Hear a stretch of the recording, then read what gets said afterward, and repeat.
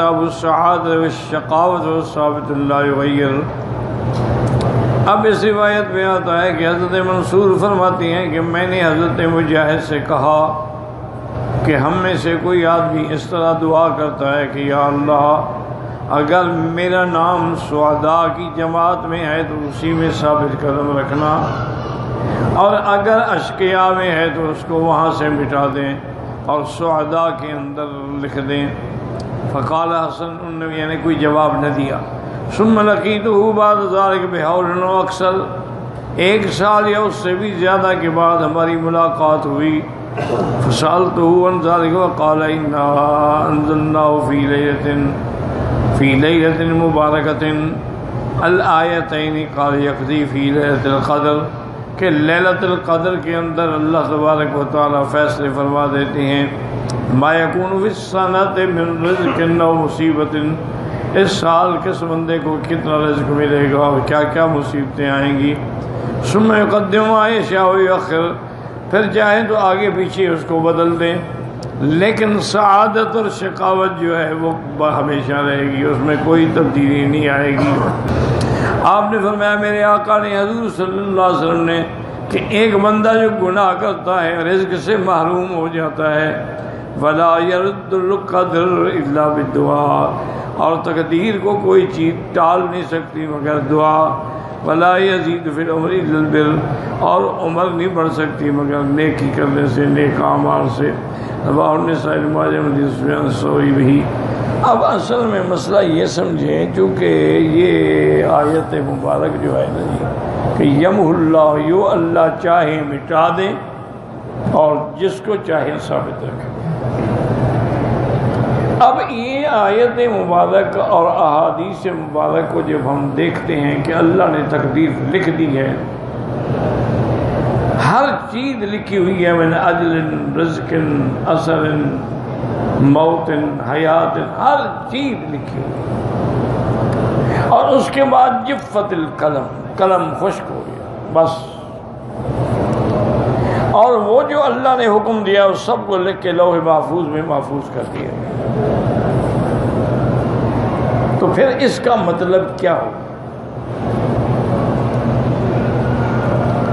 اس لیے اس میں علماء نے 2 جواب دیے ہیں۔ ایک جواب تو یہ ہے کہ اس کا تعلق ہے سابقہ شریعتوں سے،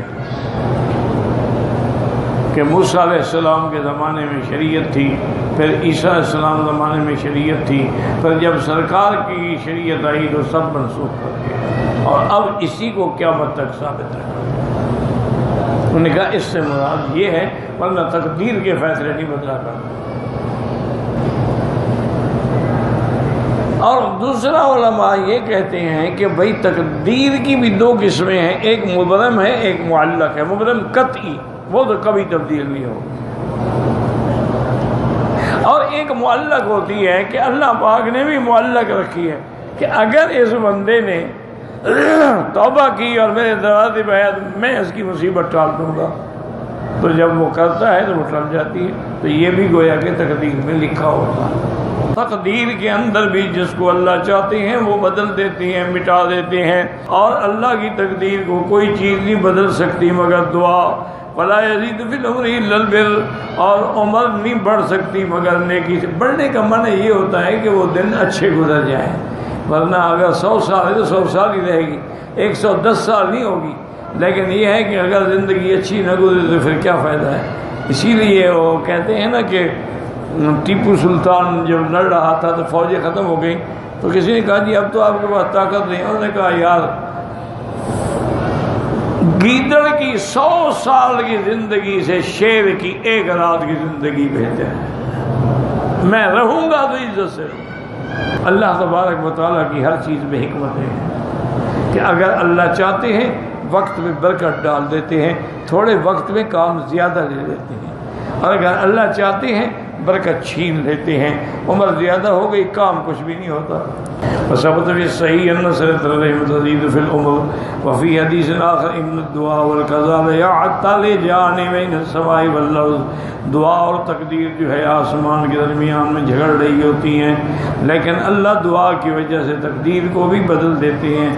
اور اللہ یہ تھا کہ اللہ نے فرمایا کہ میں چاہوں جو چاہوں بدل دوں، تم کیسے اعتراض کر رہے ہو؟ اسی طرح ہر رمضان کے مہینے میں لیلۃ القدر میں جن کو جس چیزوں کو اللہ مٹاتے ہیں، جس کو چاہتے ہیں ثابت رکھتے ہیں. من ارزاق الناس، لوگوں کے رزق کے فیصلے، مصائب ما یأتیہم ما یکسبون.